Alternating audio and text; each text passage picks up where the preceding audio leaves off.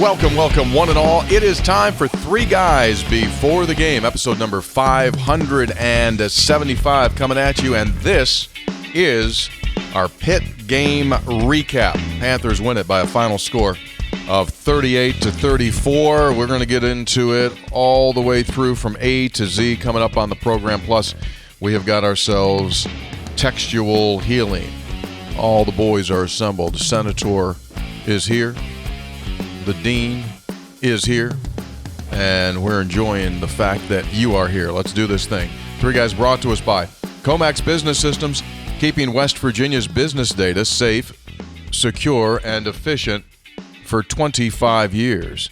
By Gomart. Get a Gomart rewards card. Immediately begin saving on your food and fuel. Go to Gomart.com for details or download the Gomart app. By Lou Wendell Marine Sales in St. Albans. They sell family fun. Visit LouWendellMarineSales.com. By Tudor's Biscuit World. Start your day the homemade way. Tudor's Biscuit World. We just did. And we just did. Yeah. That was good. You talk about word to mouth. Three Guys also brought to us. One, I didn't try to. You can't do two. I don't know. They're big. Yeah, it's a big sandwich. Brought to us by Conley CPA Group. Providing value beyond numbers. We'll have numbers coming up. The lady at Tudor's was very nice. Had a nice experience there. You did good customer service. Great customer service. Outstanding. Biscuit was nice, fluffy. She didn't know those were being brought in for the show. No, we kept that on the down low. Good. It's very nice of you Thank to do you for that, bringing them Hoppy. in. That was very nice. You're welcome. I thought this morning you could use a Tudor's biscuit to brighten your day. Fair point. Yeah. Fair point. Need some sunshine. All right. Let's get in. 38-34. Pitt wins the backyard brawl. West Virginia falls to 1-2. Pitt goes to 3-0. And I think of all the episodes, and this is 575, this one may be the most emotional, gut-wrenching post-loss episode that we've done. This probably goes right there with 2 years ago up at Pitt, to be quite honest with you. Yeah. All right. So the lay of the land is this.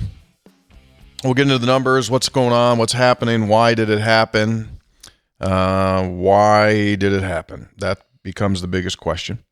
Everyone's got an opinion. And we'll bust it down. Non-conference season is over, and West Virginia's 1-2. Kansas comes in on Saturday to open up Big 12 play. And we'll talk all about that during the course of the week. When it comes to textual healing, we've entered into one of those episodes in which there were just way more texts than can be consumed or used, unless we just made this thing into a telethon and read everything. There was well over 200. And so what I've done is, using the fine services of artificial intelligence and ChatGPT, I took a lot of those texts, not all of the 200 plus, but all, I just took a bunch and put them into ChatGPT, and I said, summarize this into 10 bullet points, what the theme is of the texter. Mm-hmm. Which I think is probably fair, right? Yeah, good idea. You'll get a consensus theme out of that.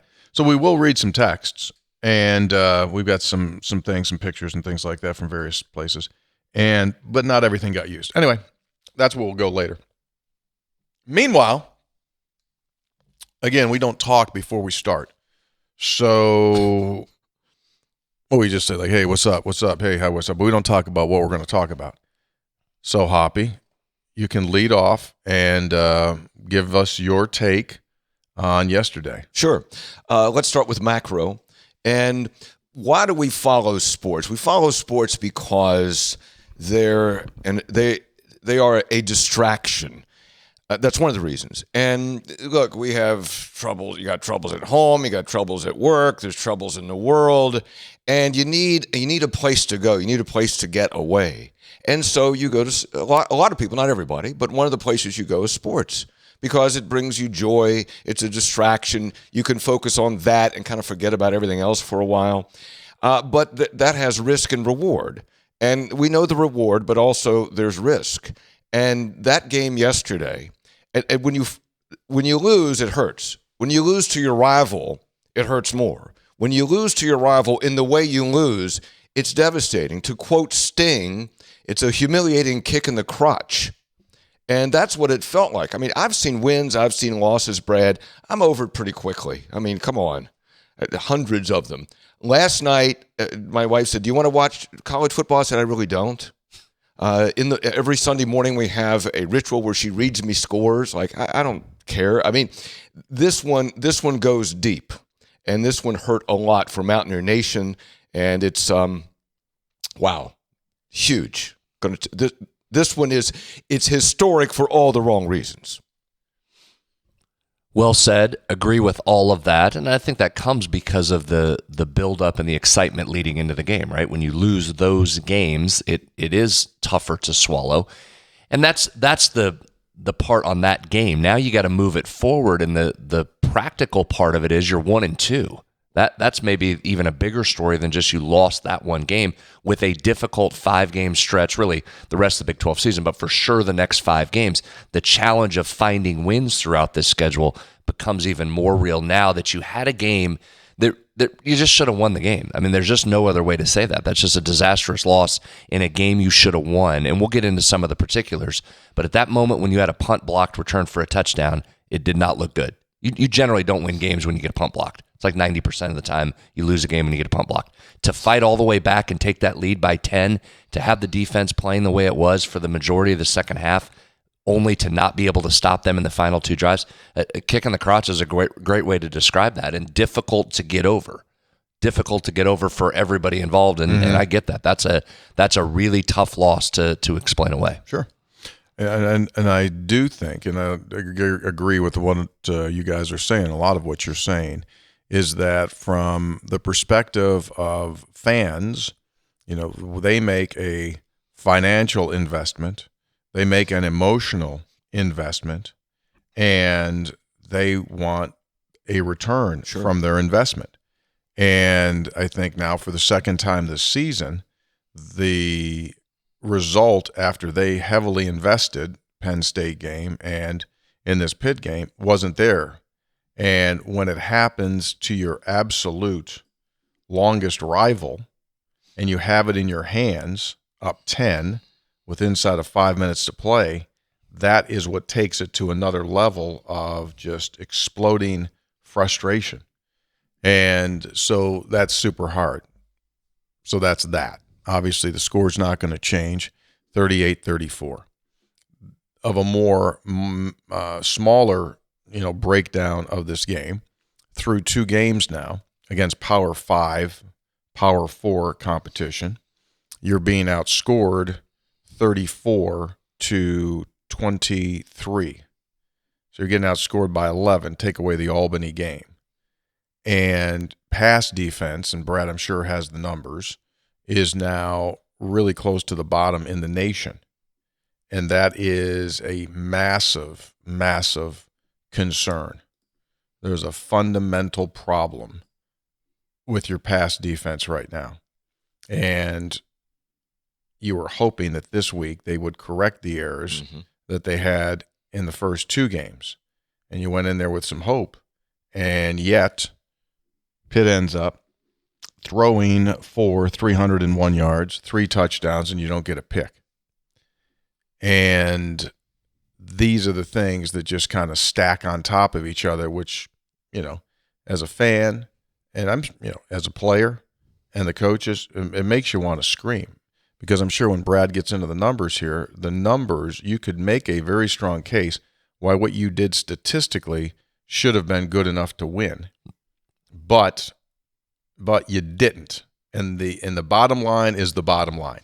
This is a results-driven business, and the only thing that matters in the big picture is the result. You don't get style points. And Neil Brown talked about this in the press conference. Everybody could see it. Brad will have stats on this, is that you have to make plays at key times. And West Virginia didn't do that in those last 2 drives. Brad, you did a good job defensively for most of that second half. But then when you needed to make plays on those last two drives defensively, you didn't. And then offensively, we needed to make plays in that one drive and get a couple of first downs. You didn't. So in close losses like this, you can always go back and pull some individual plays out that you just didn't execute that cost you the game, and they did. And you're right. You were elite defensively in the second half, and quite frankly, from mid-second quarter on. And I do have some numbers to get into that just shows how maddening that loss is. Because Tony, you're right. There's 5 or 6 things I could pull out of there that if I had told you on Thursday this would happen, you'd say that's a win. Mm-hmm. But you drop a pass that's a sure pick six by the defense early in the game. That's a game changer. You completely miss a block on the edge that allows not only the punt to be blocked. I feel like this is the same thing we said 2 years ago. Not only did you not catch the pass at the end of that game 2 years ago, if you would have just knocked it down, you probably would have been fine. But not only did you not catch it, it goes for a pick six. This, not only did you get a punt blocked, but you got a punt block that was returned for a touchdown. You just don't win games like that. Your defense is playing so well and had come back and rallied and got something figured out, and you just needed a stop. You just need a stop. You're up 2 scores, and they go down and get to you. Hold them to a field goal on the final drive, and they march right down the field on you, 70-plus yards in 6 or 7 plays with the game on the line. That just can't happen. You have Eli Holstein wrapped up multiple times and can't get him on the ground. Wait till I give you some of these scramble yard stats and some of the numbers of him after contact. It's mind-boggling that you just couldn't make the play. Offensively, that second to last series, not the one with only 30 seconds left, second to last series, you get 1 first down, you're in good shape. That clock's ticking. They're going to have to burn their timeouts. You just need 1 first down. Can't get it. So there's multiple moments, and you don't even need all of those moments, Hop. You just need a moment of some of the ones I just named, and that's a win, and yet you couldn't get across the finish line on it. That's what I think the frustration comes from. And listen, coaches and players as well, more so than anybody, but I get the fan frustration because you're watching that saying, just get a stop here. Just get 1 more first down. You're averaging 5 yards a carry. Bust the damn thing up the middle and get 5 yards first down and move along in this game. And you just couldn't get there. Just do what you, in the last 5 minutes, just do what you had done the previous quarter and 2/3. Yeah, on either side, offense, defense. Just right. do that. Yes. Couldn't do it. 3 Guys brought to us by Comax Business Systems, business owners. If you've been putting off getting a new phone system, there may be benefits, big benefits for you for a new phone system. You can do whatever you want. You can purchase, you can lease, you can rent your hardware. And what do you get? You get constant contact with the folks out in the field. Your voicemail, hey, it'll actually work. From 1 line to 1,000, they'll come in, give you a free price quote, and it's competitively priced. Go to Comax Business Systems for that free quote. ComaxWV.com. That's ComaxWV.com. 3 Guys also brought to us by Lou Wendell Marine Sales. They happen to be the single largest pontoon boat dealer in the state of West Virginia, family-owned for decades. Experts when it comes to pontoons, and also, tell you what, those Gator Tough John Series boats, durability, dependability, and more. So they're more than pontoons. They've got it all. And they've been doing it for nearly 50 years. It is Lou Wendell Marine Sales at LouWendellMarineSales.com. And I said those... Siri was helping you there. Yeah, I said the G votes, and all of a sudden G boats, and I've got Siri telling me the John Deere Gator. Who's got a good one? Who's got a bad one? Jeez. Thank you, Siri. Hey, can I add one other thing? Sure. That because if you subtract the fandom, which is hard to do, it was an exciting game. It was a compelling game. It was an entertaining game to watch. And Brad, one of the saddest parts about this, that if West Virginia had won, you'd be talking about Tavon Straw, right? And his fake punt run. You'd be talking about that like, what a historic moment. It'd be like the Brady, fake punt. That's one. You'd be talking about Justin Robinson. No question. One of the best catches in Brawl history. Yeah, right? you'd be talking about those things, saying, wow, they won the backyard brawl, and what about these plays? But that all gets diminished significantly because you lost the game. So you don't get a chance to enjoy those moments. It's a great point. It's like Tavon Austin having the single game rushing record, but it came in a loss, so we only tangibly mentioned that. Right. So you're right. It was the brawl lived up to what we all want the brawl to be, right? Close, fun games, exciting, good day of college football. You just didn't get on the other side of it. Those two plays get lost. It gets lost that you fought back from giving up a pump block for a touchdown to take a 2-score lead. Yeah. If that game had gone differently, we'd be sitting here saying, how about the intestinal fortitude of that team to be able to get itself up off the mat and find a way on the road in front of an opposing crowd and get right? There's so many things that would have come out of that if it just gone, if you get one stop there. Yeah. If you get one more first down. But you did not. Well, that's the concern. If you had, then it's a defining game in your season. Yes. But you didn't. So it may become a defining game in your season. Yeah. Somebody texted, I don't remember if this was on Sportsline or where I saw this text from one of the listeners, but they talked about, and we've said this many times over the years, how the Maryland game was normally the defining barometer game of West Virginia's schedule because it landed in this time frame. They thought this Pitt game may be that. So that's what this group's going to have to do. Is it going to be able to fight back, put that loss behind it, and find a way in what is a very balanced top to bottom Big 12, find a way to rally and get this season back on track? And Neil Brown said that in his press conference. He said there are going to be games like today. That's what you're going to have going forward. Mm-hmm. And the difference between winning and losing is going to be really, really close in most of these games, right? Yeah. So you got to find a way. You got to make plays. And so far, this team has not been able, this staff and this team has not been able to establish that they can make the key plays at the key moments to win the game. Can't dot I's, can't cross T's. Right. That's right. And it sets up for Saturday. Not that we're going to look ahead too much here, but for Saturday, you talk about two wounded dogs coming into the field here. You got Kansas, who gets stunned by UNLV. They've got a quarterback, by the way. He'll run, right? He'll run. That could be problematic. So you're going to see a whole scenario, but that's for another day. Let's break down the numbers. What do the numbers say? Let's find out. So I checked the numbers. We'll just go right to the numbers. Here comes a heater. Let's jump into the analytics portion of the show. Ready? 5, 4, 3. Spreads on Stats brought to us by the Conley CPA Group. They provide value beyond numbers. What's that mean? Well, if you're in business, in need of an accountant, they can do all of that at any scale. They can do it remotely. They can come in and assist you. They provide tax planning and preparation, consulting, advising.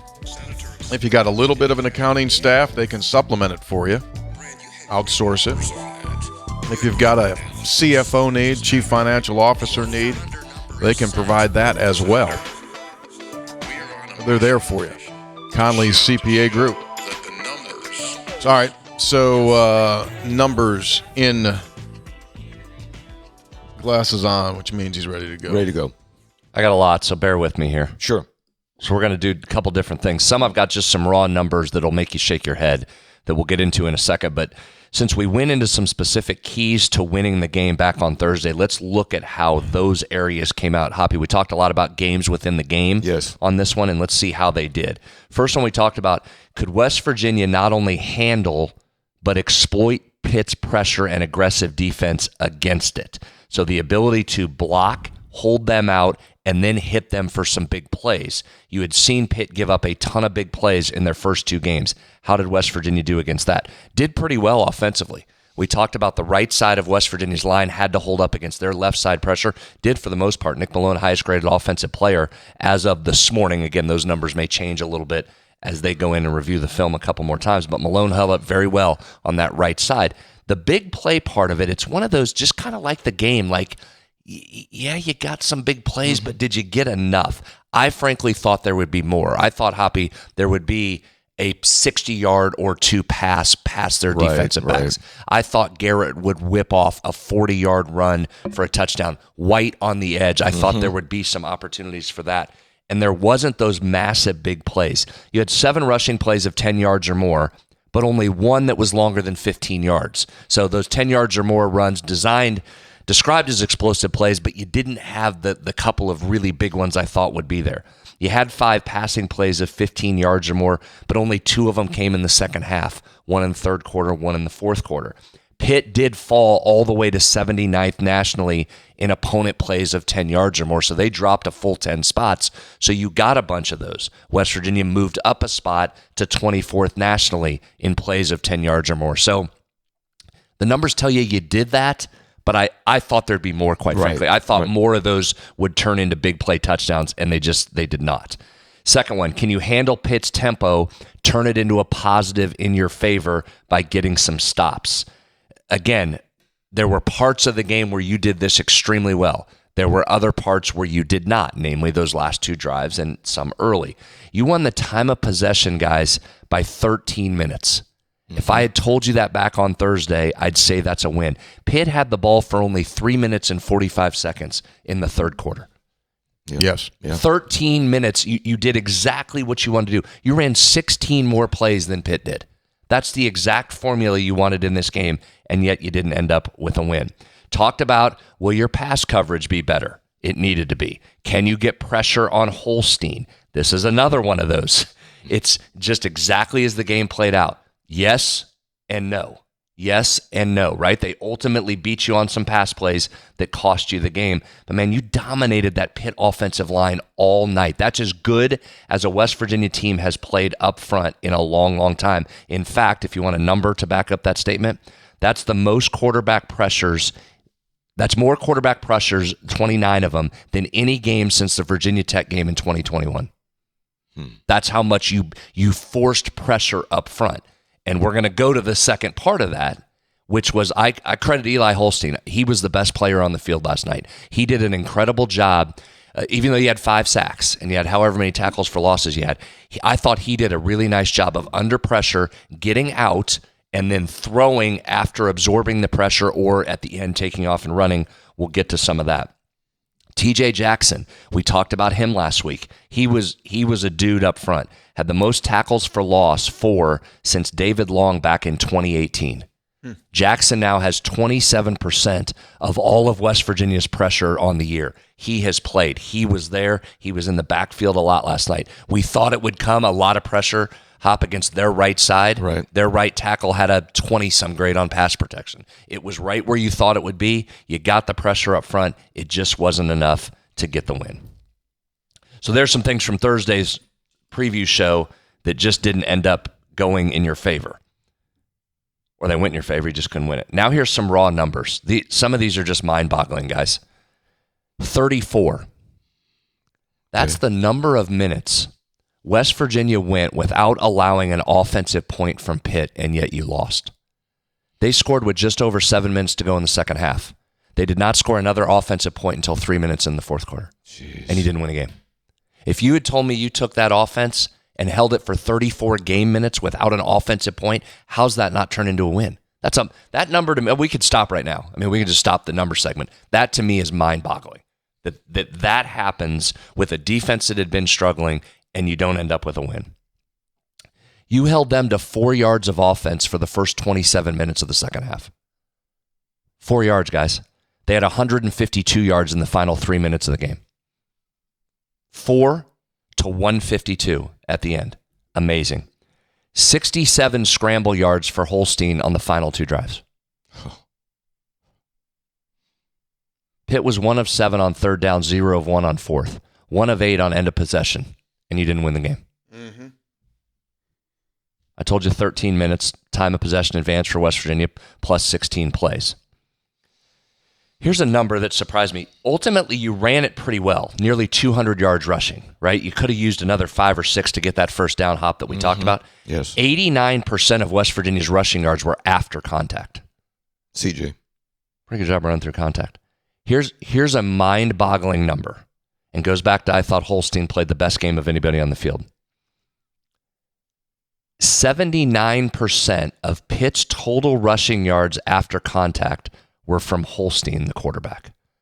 And that's one of those guys, that's a number, I say this a lot, that's a number that backs up what you saw. The number of times West Virginia had hands or a hand on Holstein and didn't put him on his back is staggering. That's what leads to frustration. I think that's...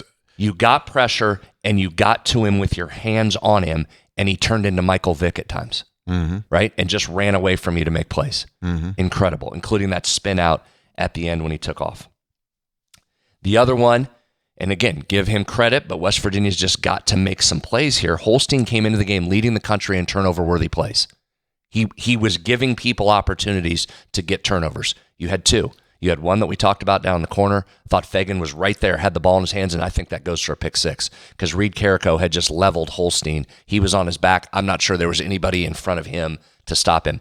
Didn't make the play. Anthony Wilson gets in front of the route, jumps the route. He saw the route coming, gets a hand on it, bats it. Not only was it not an interception, not only was it knocked down, it turns into a big gain for Pitt. So you had opportunities right there for some turnovers. You didn't get it. Instead, you were the one that turned it over. I know you had one late. It still counts on your record. You talked about next week's game. You're going to get two of the teams with the worst turnover margin in the country in Kansas and West Virginia. Only 4 teams are worse than those 2 teams. So of all the problems, that's another one that West Virginia's had. It has not been able to create any turnovers, and it keeps giving up too many. There's the bulk of the numbers. Wow.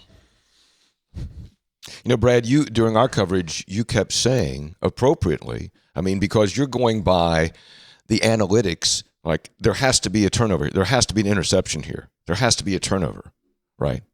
And you just didn't get it. I mean, you had turnover opportunities, like you said. So analytically, you should have had 2 and didn't get any, right? Correct. Or at the very least one, right? At the very least one. Because Wilson's probably should have just ended up knocked down. He didn't necessarily have his hands on it. He was there in great position and just bad play. But even so, with the team that's behind and the kind of pressure the front was getting on the quarterback, that's usually, and you're dropping 7, that's usually the formula for a turnover. I would think that's what the most maddening part is over in that building today is you dominate up front like you did and didn't have to bring a ton of exotic blitzes to do so. You just were beating them up front. You were better on your defensive line than they were on the offensive line, and you didn't get a win. That just, never mind all the other numbers you throw in. You do that should be a win. Kid was running for his life all night and just made some plays, got out of your tackles. Yeah. You did not do a good job once you got pressure of then getting him on the ground. That'll ultimately be defensively what the mark is against this. You got great pressure, just couldn't get the kid on the ground. So you mentioned they had 6 plays that were 10 yards or more rushing, and Holstein owns 4 of those 6 plays. He had a 12-yard jaunt first quarter, and then fourth quarter, he went for 10, he went for 24, he went for 17. Inability to bring him down and to stop him led to that was the key to the victory. You held Reed to 26 yards rushing. But your rushing defense was very good. But where Reed burns you was on pass receptions. He got open, caught 4 or 5 passes, caught 2 touchdowns. Mm-hmm. He's their safety valve. So when pressure comes, that's where they go. He did, but you held him to 76 yards. If you had told me that on Thursday, that he had 76 total yards, guy that leads the country in all-purpose yards, you would have said that's a win. Mm-hmm. You just would have won. You give up 4 total yards in the first 27 minutes of the half and lose the game? Gave up 152 in the final 2 drives? Those are mind-blowing numbers. That 34 minutes without an offensive point, you don't win the game. Staggering.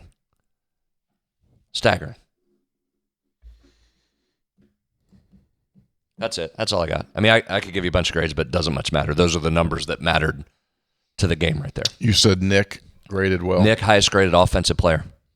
Overall. 2nd week in a row, right? Yeah. Isn't it? 2nd week in a row? Doing great. Wyatt Milam right in their top 4. Gallagher, Justin Robinson graded well. Yep. Defensively, TJ Jackson, Tyron Bradley.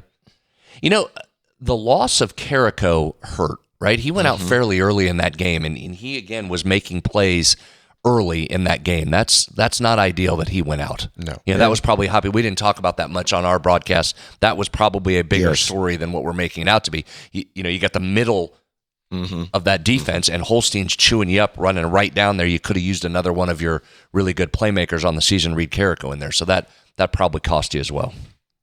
And Edward Vesterinen, first game they played without him. Just, whatever. Not that he's going to run after quarterbacks and bring them down, but just from a depth perspective, you lose a guy that had played a lot of football. Spreads on Stats brought to us by the Conley CPA Group, getting ready for 40 years to celebrate. Experienced local professionals, outsourced accounting, and CFO services. They bring us Spreads on Stats. Let's do this real quick. Can we get that? All right, very good. Textual Healing is coming up, and it's brought to us in part by episode 800. And a reminder, Three Guys brought to us by Tudor's Biscuit World. We had biscuits today that Hoppy brought in, and they were absolutely fantastic, and it just does confirm what we've been talking about, and that was that Mountaineer. That was the Mountaineer, correct? That was a Mountaineer. Yeah, that was World the one. champion Mountaineer. That was the one that won the Garden and Gun Magazine's March Madness biscuit bracket, competing against 32 other brands. It's a big biscuit. It's a big biscuit. It was named the South's best biscuit. Try it out. The Tudor's Mountaineer, country ham, egg, cheese, crispy hash brown. Best biscuit. Check it out at Tudor's Biscuit World. By the way, you guys have talked a big game about eating two, and after you each had one today, the over-under on this of you eating two, let's see. I'd struggle. I would say you can't do. I would go one. I'll put the number 1.5. I could eat the 2. I wouldn't feel Could well. you? I wouldn't feel well. I'd be too full afterwards. Yeah. But it's a champion biscuit, Wonderful. This was really fluffy. Nice today. buttermilk biscuit. It was excellent. Hey, keep in mind, Tudor's is also expanding. If you're a passionate entrepreneur, if you're just a dud entrepreneur, they don't want you. But if you're a passionate entrepreneur, you can join their family over 40 years in 74 locations. You could have one of those bad boys right there. That's right. Run your own Tudor's Biscuit World. Fast, casual restaurant chain made from scratch biscuit, buttermilk biscuits, and homemade breakfast items. Thousands of daily customers across 4 states. Visit the folks at Tudor's Biscuit World. Get information on their website. I was at the one in Saberton. Oh, is that where you went? Okay. I guess that's the only one in town, though, right? No. Suncrest.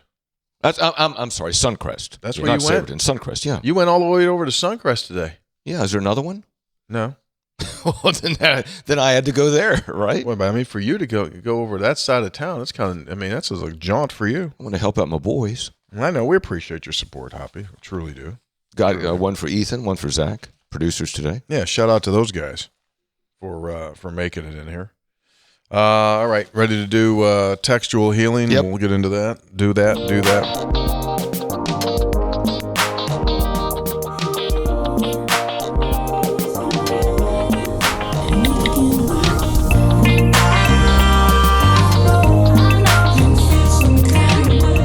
Textual Healing brought to us by episode800.com. Go to the site and you can take a look at all of our stuff that we have. I ran out of coffee, by the way, this morning. What? I Excuse got to me? go to see Rusty after the show. Literally ran out. I was able to make 2, and then when I put my espresso thing in there to get my grind out of it, it went Out of beans. Out of eh? beans, baby. Sign came up. Out of beans. Go Should see have told Rusty. me. I would have brought you some. Yeah. Got mine going right here. So we got a game day grind, Mountaineer roasting on the website, plus all of our merchandise and things of that nature. You can check it out right there. Okay, as I said, with textual healing, again, well over 200 texts. There's a general theme. We'll try to get in and delve into the general theme of it. But as you can imagine, there's a lot of unhappy people. There are unhappy people who question our manhood here as to what we're going to say. There are those that use words that begin with F's and end with K's. Ouch. And there are body parts also scattered throughout the texts and doing certain things with body parts. My goodness. That's nice. I always find That's nice. I also find it kind of, it's not funny, but it's funny. So every once in a while, It's like steam release. yeah, it is. New part. So we need a steam release like we got textual healing. I think we got to have a steam release here. The ones that I giggle over are the ones that say various things, and so sometimes they'll leave a name or whatever, and I'll just kind of do a little research, and then find them somewhere else, like on social, and then their little bio thing, it'll say like Christian dad.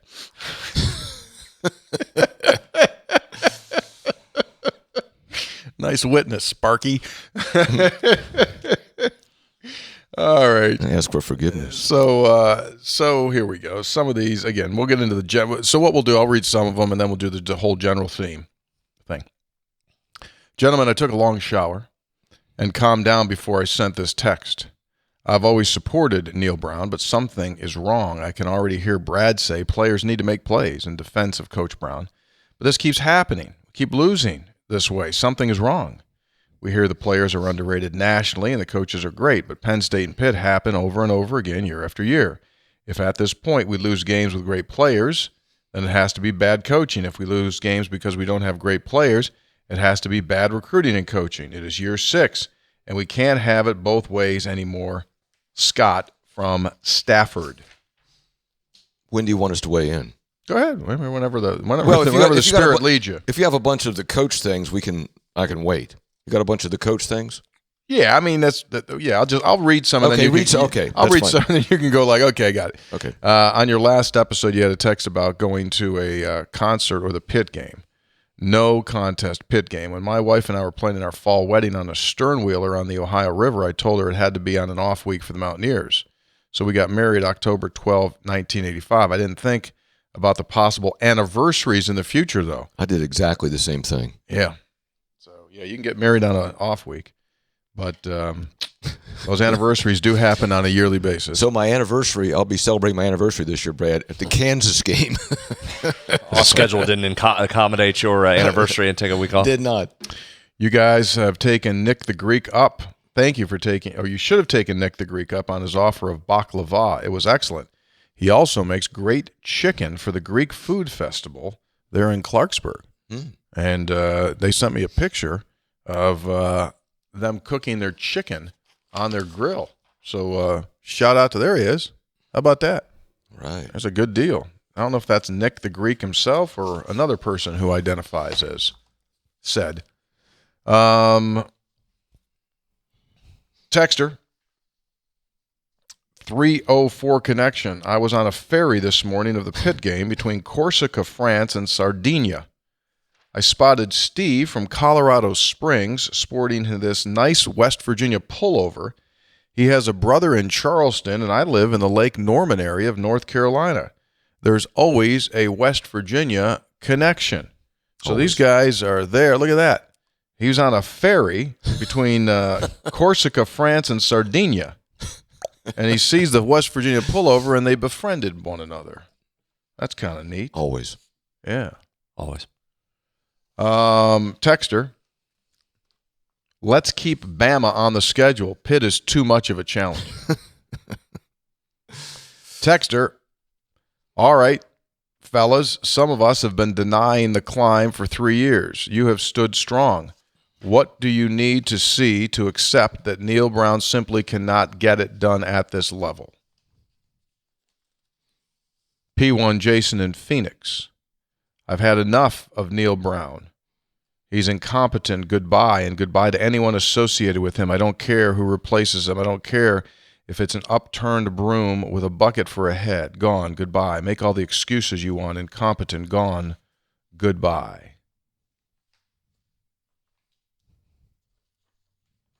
Texter, this is Derek in Parkersburg. In-game text. As I watch a pick on the last play, I can't blame this game on the team. They played their hearts out. Although I can blame officiating because we were robbed on that one. Do you feel there was interference in the end zone on Pitt's final drive? Well, do you want to talk about the officiating? I mean, Brad raises the valid point that officiating is part of the game and should be open to discussion. It is open to discussion. And we talked about it a lot yesterday during our broadcast. And I'll just tee you up, Brad. I mean, I felt at the very least that the officiating was inconsistent. Yeah, and both teams thought that. Pat Narduzzi in his post-game press conference said we beat two teams today. We beat the West Virginia, we beat the officials. If I'm Neil Brown, I would have said partly the same. He said in his postgame that holding call on Wyatt Lyons was just the wrong call, and that was a swing in the game. I know you came back and took the lead, but it was 14-point swing. Oliver though, Straw the fakes the punt punt, gets the first down. Very next play, then you hit Hudson Clement for what would have been a touchdown. Call the phantom hold on Milam, brings that back. Next play, punt blocked, return for a touchdown. Changed the momentum of the game. That might have been the dagger with that touchdown pass. There were also two holding calls earlier that kept drives alive for Pitt, kept a drive alive. calls on defensive holding away from the play and away from the ball. Yeah, I'd have a lot of questions on that. I think that's part of it. Again, and you know my stance on that, so now we'll get a million texts crying about officials. Not saying that. You needed to make plays. Been very clear about that. But again, as I always say, you can also have a conversation about officials when they blatantly missed some calls. I thought they did. Tony, let me ask you, because you were obviously called the game. So there were 19 penalties called, 12 on Pitt and 7 on West Virginia. Now, so more penalties were called on Pitt, but West Virginia's penalties came at key times in that game. But it seemed like that the officials were very involved. Usually you see a game like, okay, there's 5 on one team and 6 on another, or 4 and 5. They were very much inserted in this game. Yeah, they were. I mean, we went from a game last week, there was not one replay review, to a bunch yesterday. And I went back. I wanted to see the Wyatt Milam penalty, and I watched the tape of it this morning, the film of it, the game film of it this morning. And that's about as bad as I've ever seen. Mm-hmm. And that was a 14-point swing. You take the touchdown there, you're not forced into a situation where you punch. You don't get the pump block. Anyway, long story short, as Brad says, it was really unfortunate. It certainly didn't help. Certainly didn't help. That's a Big 12 crew. It was. They didn't have a good game either. Yeah, right. You didn't do enough. You didn't make enough plays to make the win. They didn't make enough plays either. The officials just is what it is. Rusty in Monroe County, this feels worse than the infamous game. That's all I say. God bless. Texter, immediate game reaction. We know more about our team now after 3 games. We don't tackle well. We can't defend the pass. Anybody that's watched our tape that doesn't chuck it deep 30 times a game isn't paying attention. If they aren't complete, it's a pass interference. We make too many mental mistakes. Other than good 4th down calls, we play too conservatively on offense. You know, maybe we talked about this already, but I guess we did on the next to last series. Like the play call, people can say, well, it's too conservative. And I think we said that at the time. Neil Brown said afterward that you miss a block. I mean, that if you make the block, CJ probably gets 10 yards and gets that first down. And that's a tough one because you would ideally like to run it. You're averaging 5 yards per carry. You've had success running it. You want to run it right there so that clock keeps running. That's what you were playing against in that point. And you just didn't get off it on the first play of the drive is what he was referring to there, and didn't get the play that you needed. Mm-hmm. Texter. I'm trying to be logical about this loss to Pitt, but this loss feels like a theme. We get a lead, get way too conservative with calls on offense, go 3 and out. And the defense, which played well in the second half, absolutely falls apart in the 4th. Feels like a broken record. Neil's play calling late in the game with the lead has to change. We can't play not to lose. With 3 minutes, you have to run more aggressive offense. Something needs to change with the defense too, although I'm not sure what. Bottom line is, although the players failed to make plays, I feel like this loss falls on the coaches, Josh and Mason, West Virginia. Yeah, I don't. It didn't work, so I realize that opens it up for criticism. But again, you want the clock to run. You come out and throw on first down of that series in a game when you're not throwing it well. Your passing grade in that game was as bad as it's been in 2 years. You didn't have receivers getting wide open. Now, the 4th down plays, the little passes in the flat, those were good. So, okay, if you want to say it. But if you run that play and don't complete the pass and that clock stops, you talk about being open for criticism. You'd be going bananas in that, right? You need to be able to run and move the clock. You'd had success running it. So I get that everybody's losing their mind because it didn't work and you're screaming about conservative because it looked. But if you go the other way and that clock doesn't run, that's more malpractice than it is trying to do what you've done well in that game. Right. You weren't throwing it well for the most part. You were running it well. You didn't on that play. I think too that, and I am not equipped to make judgments about play calling in general, but. The upset fans are right in this respect. I mean, we do say 2 things can be true. And one is that players need to make plays. Okay, I know people get tired of hearing that, but I'm sorry, game in and game out, that's what you have to have. The second thing is it does start and stop with the coaches. I mean, ultimately, they are in charge. Ultimately, they're going to be held responsible for it. They're the ones. So it does fall to them. So both things, Brad, are true. Yeah, I know we have a hard time when 2 things can be true. That's true. Yeah, agree. Yeah, the catch-22 in that drive that went 3 plays negative 7 yards, the second to last drive, was so they had 3 timeouts and the 2-minute warning. Okay, so they had the ability to stop the clock. And the first play, West Virginia goes twins, slot receiver, absolutely whiffs on his block. Yeah. So if you take a look at it, that was going to get 7, maybe 10 yards, right? That keeps the clock, that'll keep the clock going, and you're just satisfied. Now, Pitt might have taken a timeout if you had gotten that. But if you do go out there and you're aggressive and you're passing the ball, I mean, you completed 52% of your passes yesterday. You were averaging 4.2 yards per carry. So I could see what it was. So, yeah, you can go back now and go like, yeah, you should pass that thing. The box was completely loaded. I get that part of it. I understand that. And that is a huge piece of frustration. I'm sure that's something, that they're looking at right now. It was a catch-22. The deep ball was not there all day. Receivers couldn't get separation, number one. And number two, even when West Virginia, Brad, did complete those short passes like on fourth downs, the pass was bobbled. I mean, it was close on a couple of those. But both were bobbled. Ultimately made the catch, both were bobbled. He only averaged 7 yards per attempt yesterday. So, yeah, when you talk about the deep ball was not there, West Virginia couldn't get deep, couldn't get by their defense, that was not there. So part of the reason where it would, I'm sure Neil will say this tomorrow, especially as part of why you think it looked conservative, you couldn't push the ball down the field. It wasn't available to you. To continue to throw into that would have been a fool's errand. 7 yards per attempt is not good. That would have been near bottom of the Big 12 2 seasons ago, because that's where you were as a team. You were 7 yards per attempt. And also, I'm rallying here in defense of play calling, even though I just said I'm not qualified to do play calling, is that you were running the ball successfully. You ran for almost 200 yards. You could run the ball. 5 yards a carry. You ran the ball all day. What was your best play, Brad, all day? What was your best play? CJ running the ball. So you gave the ball to the guy that had been having the best day for you, and it just, again, you didn't execute it.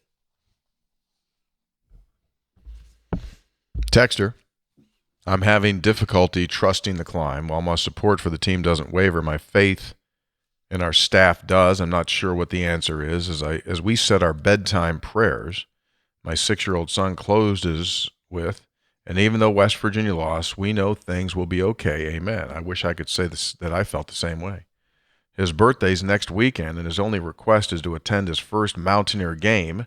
So we will be there to welcome the Jayhawks and cheer on the old gold and blue, Ben and Hurricane. P.S. My birthday is this week as well. If one of you has the answer, be sure to let me know so I can include it when I blow out the candles. Speaking of the Kansas game, noon start this week. And for those of you that are coming, food court with new hours. Excuse me? We're going to open up the food court earlier in the hour on Friday. We're going to go at noon. We're going to do lunch. We're going to do lunch. If you're coming into Morgantown on Friday, lunch will be served starting at noon. Hey, you want to do lunch? Yeah, I will. I'll go over there. Let me give you the can I give you the rundown of what we're going to have? Please do. So this is going to be really good. So Rev Kev and Duca will be there. But anyway, what they're doing is 12 to 4 lunch is this: sausage and pepper hoagies, shaved beef tenderloin hoagies. Nice. And then the night serving. There's an evening seating? From 4 until 9. He got pork belly from Snake River up in Idaho. Yeah. So pork belly BLTs. Coach Stew, leave no doubt, loaded nachos. You'll have barbecue in a box, brisket, pulled pork, pulled chicken by the pound. And Saturday morning, they're opening up at 7. Breakfast, brisket, biscuits. That's hard to say. Breakfast, brisket, it's not just Concord's biscuits. It's called the history. B3. Yeah. Barbecue in a box, breakfast style with a fried egg on top. So brisket, pulled pork, pulled chicken. Also, if you didn't get a pan, if you're going to have a tailgate, last time they sold out. You now, the window is now open to buy. So you get a pan, and this is the way that this works. You get a full brisket sliced, 2 pounds of pulled pork, 2 pounds of pulled chicken for $200 American dollars. And this is Rev Kev's Barbecue. You can go to the source, wv.org. thesourcewv.org to order. But once these are gone, they're gone. You can order for pickup Friday or pickup on Saturday. Last time they sold all 50 of them. So check it out, thesourcewv.org, and they will be happy. But the website's open now, and then when they're gone, they're gone. So if you're interested, I'm just telling you, it's a super easy way to get a bunch of food to feed a bunch of people without hassle. Mm-hmm. Last time we had a guy bring a wagon in. So you were there, Brad, when the guy brought that wagon. Mm-hmm. Just kind of rolled a wagon in with his pan. What's our That's not the only food that's going to be there. Oh, no, Duca and the wine bar is going to be there. Let me give you the rest of that rundown. And our dog policy stays in place? Well, Yeah. I don't know about that. Yeah, bring the dogs. I'd like to see. They were great. I'd like to see Ted and Luca. We believe working on Should be a pet policy, by the way, not just dogs. Yeah, a wine bar is going to be there, and we're going to have Connection 304 beer, which is flying off of the shelves, and Tardy Time might be there. Just Are cans available? I'm out of cans. This week. This week? They'll be back out there. They're redistributing this week. Okay. I'm out. Yeah, just hold your water. It's coming. Okay. It's coming. Did you try those meatballs yet from Oh, the yeah. wine bar? Yes. Got a little kick to them. Cheese on top? Yeah. Awesome. Hey, let's do some pictures here, guys, from the ones that Homeless Dave sent us. Here's the rundown of what we're going to get, just gives you a little bit of a feel to what's going on. You mentioned Connection 304. That will be on premise. We'll have cans. We'll have drafts.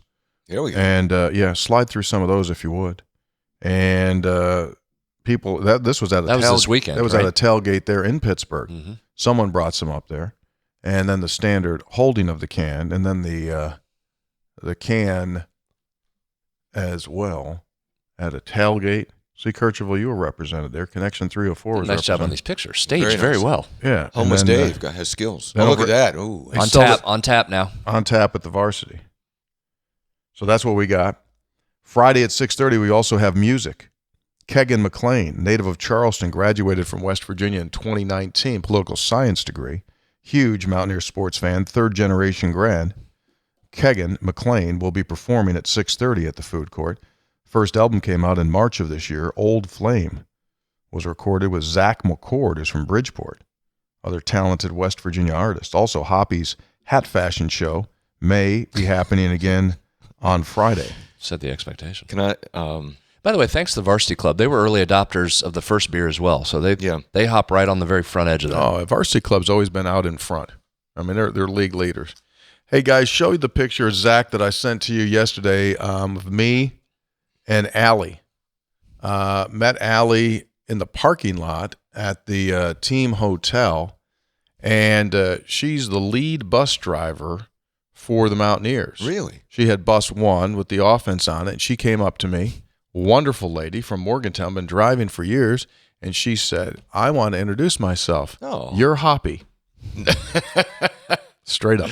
It And happens. Did you say nice to meet you? I said, actually, not. But anyway, she was very, very nice. She gets to, It's a common mistake. yeah, for some reason. So, okay, back to the stuff at hand. Here is the overall theme in 10 bullet points from the texters.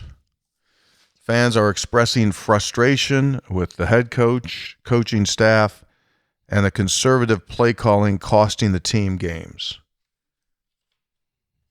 So, is the play calling conservative? I think you call what works. And you're calling, the run was working. They ran for 200 yards. The deep ball was not there. Receivers were not open.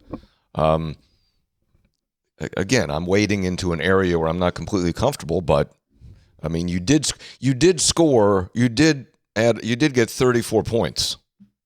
And Brad, with the over/under at 60, that should have been enough to win. Agree. Fans are disappointed by recurring losses to rivals like Pitt and Penn State, often where West Virginia had a lead but failed to close. Penn State, forget Penn State. you're not going to beat Penn State 6 out of 7 times. You just aren't. I mean, history shows that. Pitt justifiably upset. Should have won the game. That a rivalry game. It's going to go back and forth. Programs fairly even, but you should have won the game yesterday. No question. Several texts expressing frustration with the defensive schemes, particularly pass defense, with calls for changes in the coaching staff. Well, the coaching staff is saying they're going to change some of those defensive backs, Tony. It's like you're 3 games in, you're not doing a good job on pass defense, and at some point, Brad, you're going to say, okay, you're going to use other guys, right? Yeah, they tried yesterday, right? A bunch of guys played yesterday, and there were still some gaps. And again, you got half the equation there because it's not always just the defensive backs. You got to get pressure, and you did, right? You got extreme pressure, and it still didn't get you home.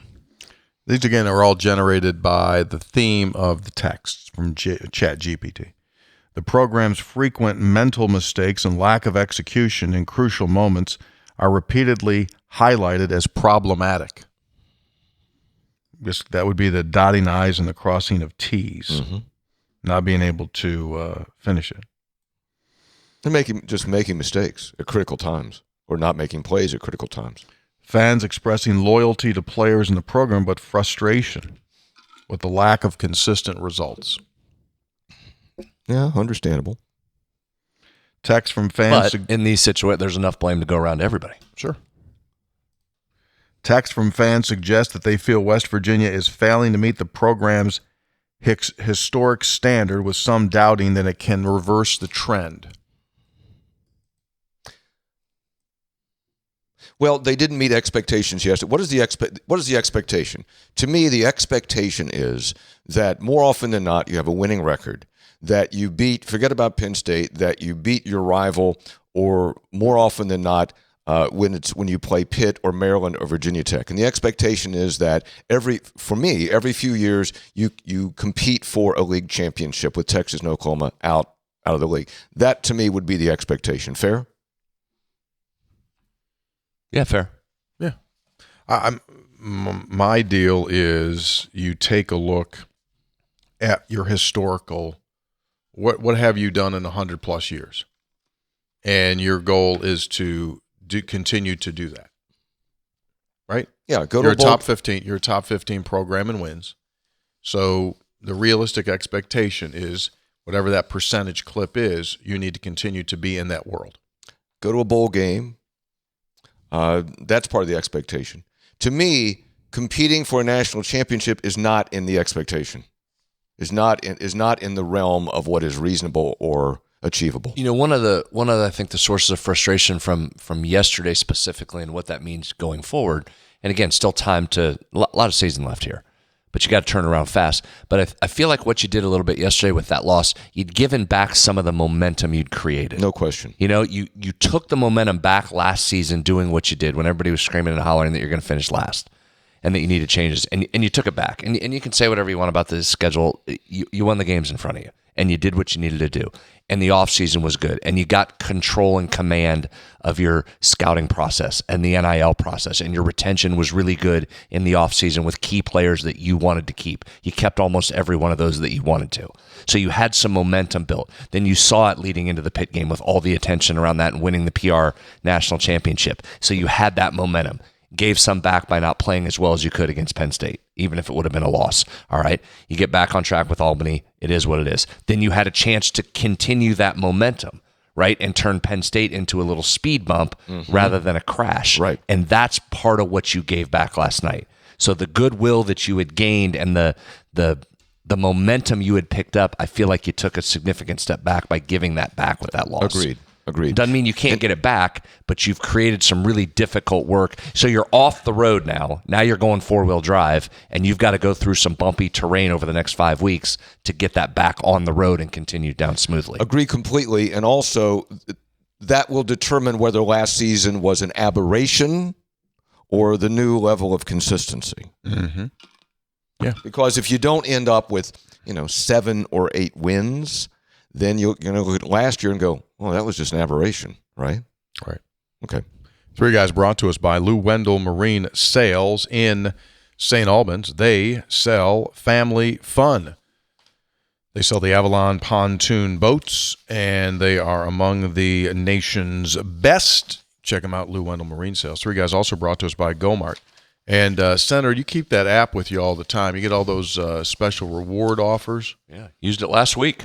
Yeah, I know you did. Like if you fire that thing up right now, if someone's coming around this week, driving around, it comes time for fuel, we suggest strongly that you download the app.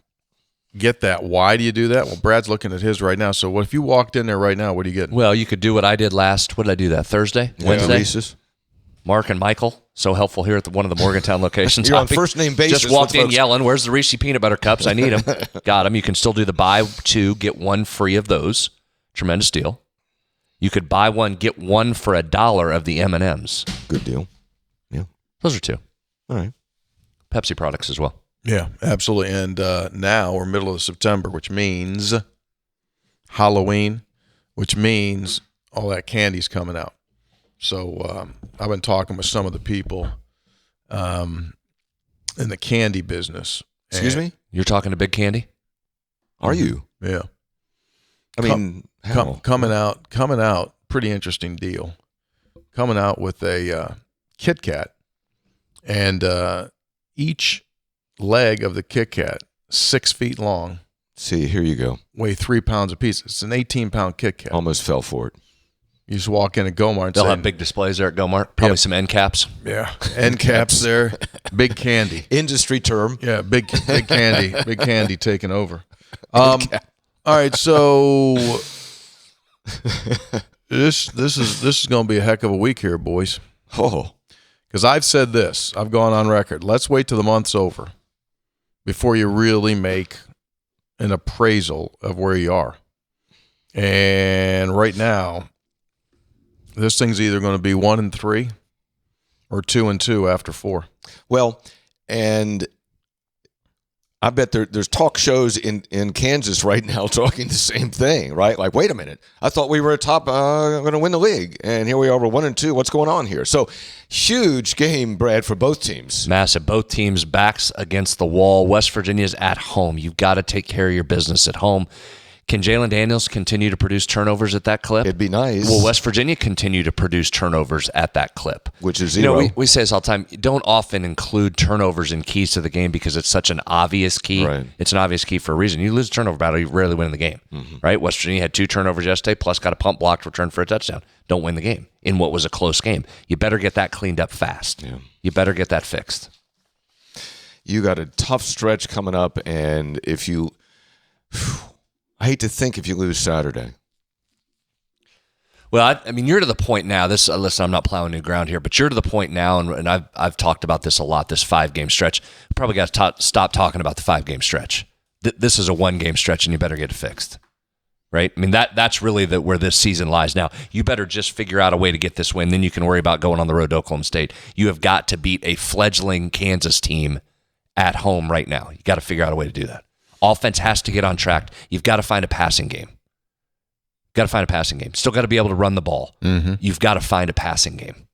And that defensive back end, and if you want to count the linebackers in coverage because they're part of it too, they've got to get that fixed. Continue to get the pressure you did. You got some things to work on. Hey, Tony, we do not have the benefit of seeing the whole field. But the parts we could see, it just looked like those receivers just were never open. Mm-mm. I mean, you don't see open guys. Mm-mm. No. I mean, when Clement was open on the one that got called back, it's because the defender fell down. Yeah. That was a good play call, too. They baited him into that. That was a good play call. Yeah. Mentally, huge week. Like, where's West Virginia's head? How much mental energy did they expend to try to get this win against the arch rival? How much gas can they quickly float themselves back up on? And the same for Kansas, right? This was not the season Kansas was expecting, right? They were going to contend for the conference championship, and now they've had a couple of woes with a guy that some were calling a dark horse Heisman candidate in Jalen Correct. Daniels that missed most of last year, so he's really struggling. This program's been very good, I think, over the last couple of years of tuning out noise and going to work, both coaches and players. That's 2 really emotional games that you were way up for with a lot of build up around it, you didn't come home with either. Do they have it in them again? You got to get back off the mat. They've done a good job at that. Can they do it again? Yeah, absolutely. We're back on Thursday. A reminder to you that the source, wv.org, is right now taking offers or orders for the full pans of barbecue. And the more people that eat Rev Kev's barbecue, the more raves that go on there. So here's your opportunity. You can take it Friday, you can take it Saturday, but you have to pre-order it. 8 pounds of brisket. It's a full brisket, sliced. Pork, chicken. Of course, you knew that. And you can order it online, pay for it online, just pick it up Friday or Saturday, whenever you want it. Also this weekend, we've got the Hall of Fame induction at WVU. Some of the greats being inducted. That'll take place 9 a.m. Saturday morning at the Caperton practice facility. You'll be hosting that, I assume. I will. And then Friday night, there's an event, but it's closed. But there's an event Friday night honoring 20th anniversary of the John Beeline Elite 8 basketball team. You'll be there too, I guess. I will. And so you're not going to be at the Three Guys? Food court? Yeah. TBA? Yeah, maybe. We'll see. Maybe early before when it just, well, if it opens at noon, I'll be there Friday. Okay. Because I don't have to be there until like 5. Our buddy Rashid going in the Hall of Fame. He is. Yes, he is. Yeah, 2 of my all-time favorites, he and Anthony Becht. Yeah. Well, I know Anthony's not getting inducted this weekend, but he's in this Hall of Fame class. Anthony's going to get inducted when Iowa State comes in. Oh, appropriate. That weekend. Sure. They'll honor him out there. And also the Mountaineer basketball team, that Elite 8 team will be brought out, I'm sure, on the field during the game on Saturday. Can we get, I'm going to do a Tony here. We ought to try to get Coach Beeline over to the Three Guys. Over at the food court? Yeah. Well, I think John would think that's terrific. He'd love that. He'd like to come over there, sure. Yeah, we could probably swing that. You think you can swing that? Sure. Yeah. You bring him over? Yeah. Maybe, what if we get Hair Bear over there? Oh. Take any of them. We'll ask Hair Bear because he's a beer expert from Germany. Yeah. Give him a Connection 304 and see what Joe thinks. Love to have any of those guys come over. Gansey, Beeline, Pat Patrick, Beeline, yeah. Kevin JD. Pittsnoggle, JD's coming. All those guys are coming. Yeah, all those guys are coming. Pittsnoggle's got to leave early from school. He's a principal now over there. Yeah, I know. That's a whole different deal, right? Yeah. How about that? All right, we're out. Thanks for being with us. Three Guys Before the Game, back on Thursday with our preview of Kansas. Three Guys brought to us by Comax Business Systems, keeping West Virginia's business data safe, secure, and efficient for 25 years. By Gomart. Get that Gomart rewards card and immediately save on food and fuel. Go to Gomart.com for details. By Lou Wendell Marine Sales in St. Albans. They sell family fun. Visit LouWendellMarineSales.com. By Tudor's Biscuit World. We ate them today. Start your day the homemade way. Tudor's Biscuit World.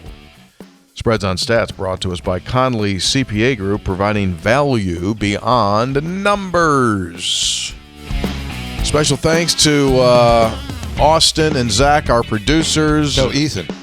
I'm sorry, I said Austin, didn't I? Ethan. Now, where's I Austin? don't know. Haven't seen him for a while. Out of the country. Is out of the country? Yeah. Where'd he go? Japan.